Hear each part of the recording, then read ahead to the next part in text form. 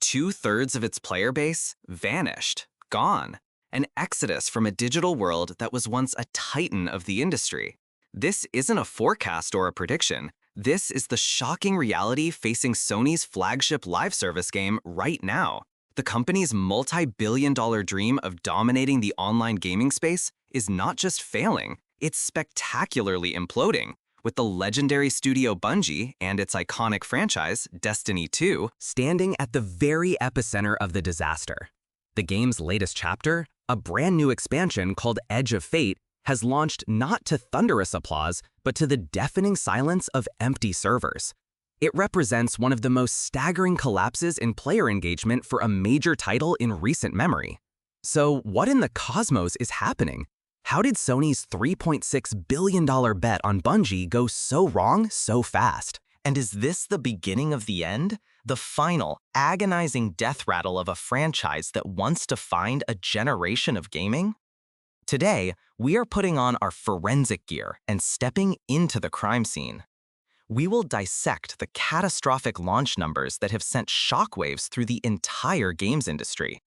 We will investigate the troubled history that led to this moment, revealing how the warning signs were ignored for years. And we will explore the terrifying future, not just for Destiny 2, but for Bungie's other great hope, Marathon, and for Sony Interactive Entertainment's entire live service strategy.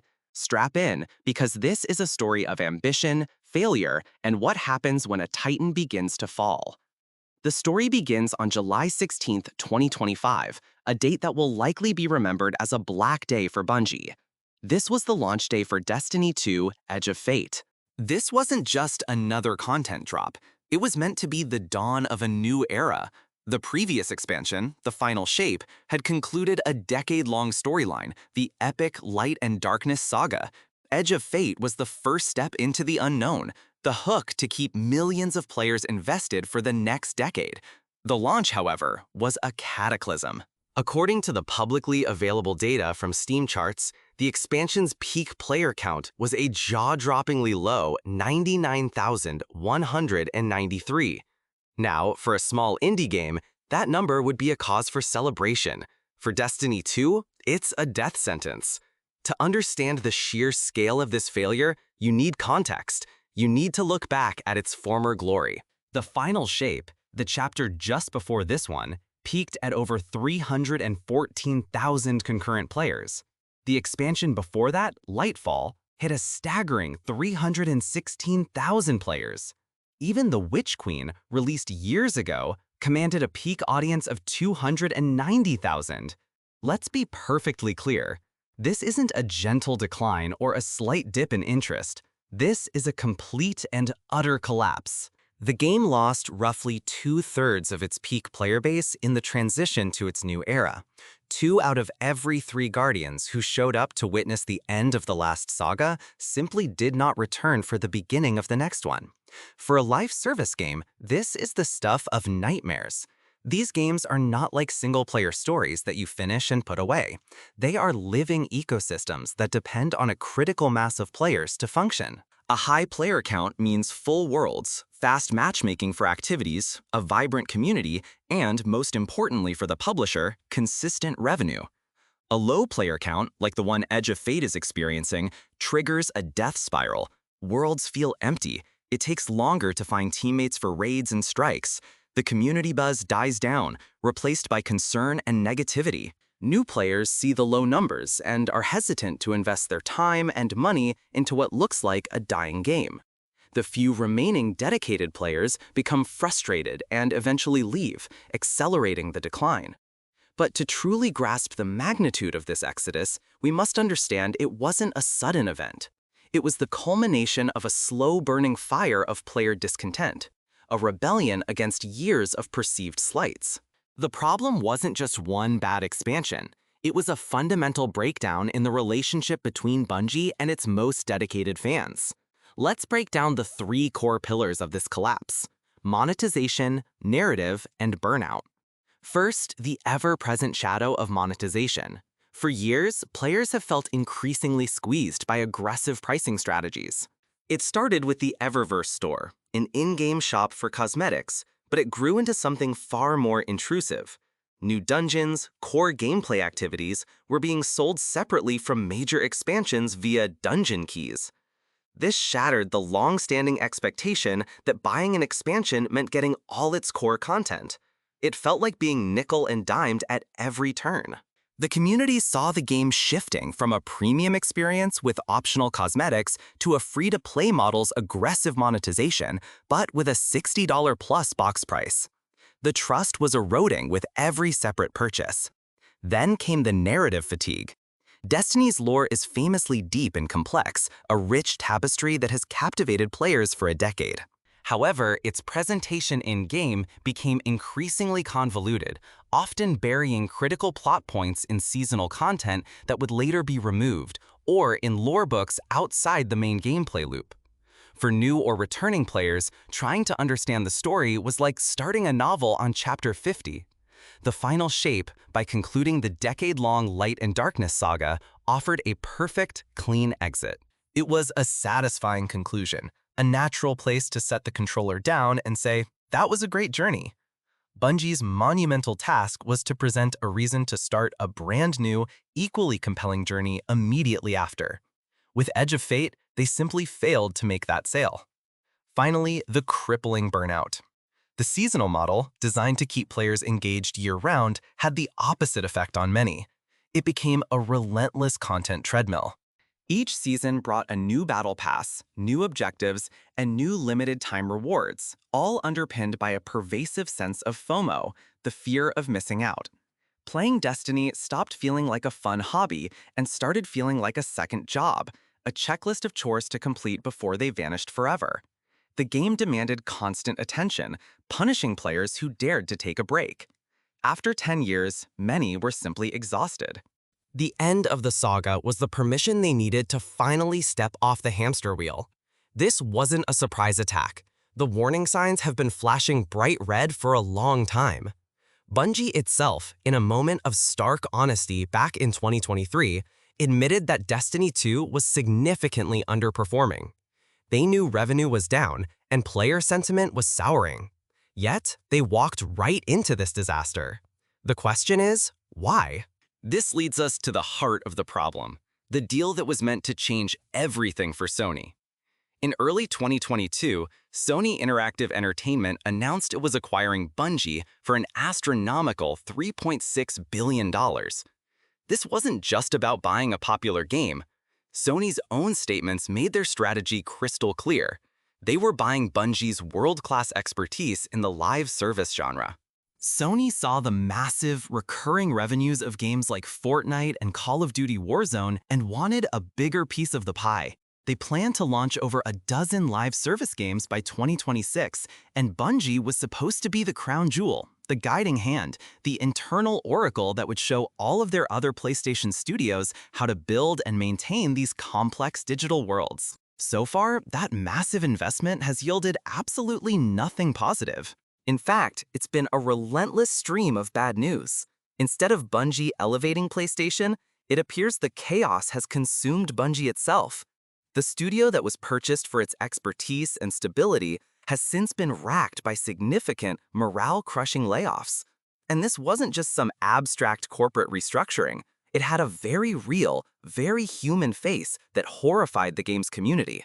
In the wave of layoffs that followed the Sony acquisition, numerous veteran developers, the very architects of Destiny's worlds and music, were unceremoniously let go. We're talking about pillars of the studio, including legendary composer Michael Salvatori, the man whose iconic scores have defined the sound of both Halo and Destiny for decades. These weren't just employees, they were the heart and soul of the studio in the eyes of the fans. The community that had followed these creators for years felt a profound sense of betrayal.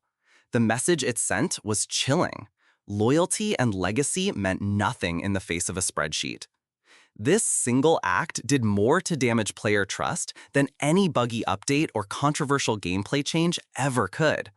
It signaled a cultural shift within Bungie, from a creator-led studio to a corporate asset, and players could feel it. The irony is almost painful. Sony bought a winning horse and seems to have immediately crippled it. If you find this tale of corporate miscalculation as baffling as we do us a favor and hit that like button.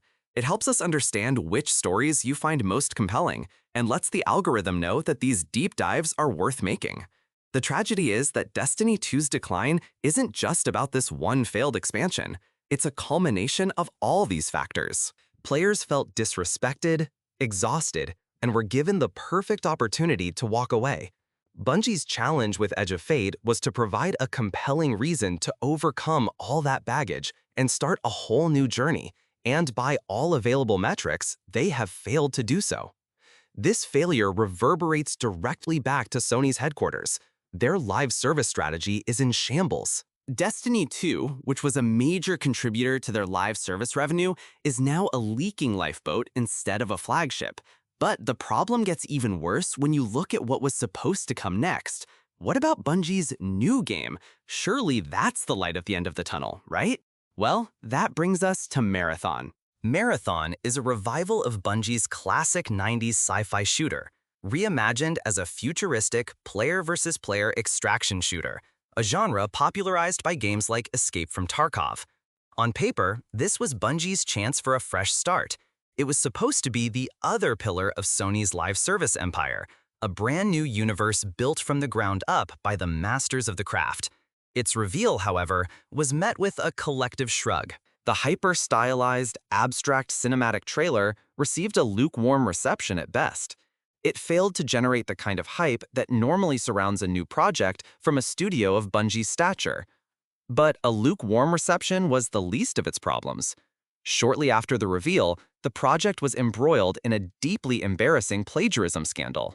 Online sleuths quickly discovered that specific artistic assets and designs featured in the reveal materials bore an uncanny resemblance to, and in some cases were direct copies of, artwork from other, smaller artists. For a studio like Bungie, renowned for its world-class art direction and iconic visual identity, this was an unmitigated disaster. It suggested either a shocking lack of oversight or a creative team in disarray. Bungie issued an apology and claimed to have parted ways with the art agency responsible, but the damage was done.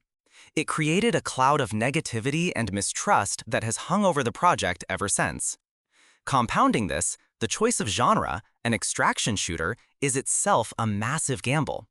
The market is already saturated with hardcore, highly competitive titles, with more on the way. It's a notoriously difficult genre to break into, and requires a level of polish that is far from guaranteed, even for a studio with Bungie's pedigree. Unsurprisingly, Bungie has since announced that Marathon has been delayed. It has been pushed back, sent back to the drawing board for a major rethink. This string of failures isn't happening in a vacuum. It's playing out against a backdrop of a wider industry reckoning with the live service model. For every Fortnite or Apex Legends, there is a graveyard of failed attempts.